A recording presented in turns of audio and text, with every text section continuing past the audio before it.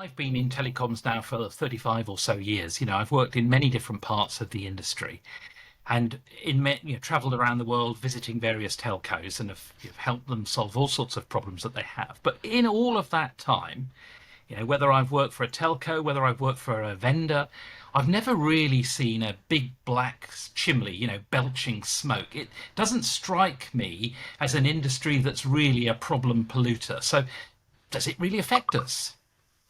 That's a really interesting point. As you say, the ICT industry isn't sort of the first that comes to mind when you start thinking about the largest polluters, especially when the industry is seen as a sort of a significant enabler for decarbonisation. Giving an example, I'm sure we've all seen first-hand experience of how the ICT industry has enabled remote working, which in turn significantly reduced transport emissions.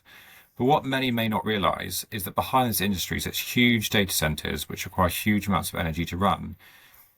In fact, global emissions from cloud computing alone is estimated to contribute between sort of 2.5 to 3.7% of total global greenhouse emissions. That may not sound like a huge percentage, but it's actually a large contributor in both kind of commercial flights and shipping, two industries which are subject to significant public scrutiny. And another kind of a fact I like to use is that the carbon footprint of operating Bitcoin, which you'll know is a digital currency, is actually larger than many nations and comparable to nations such as New Zealand. So hopefully that gives a bit of perspective of the size and the impact the industry has.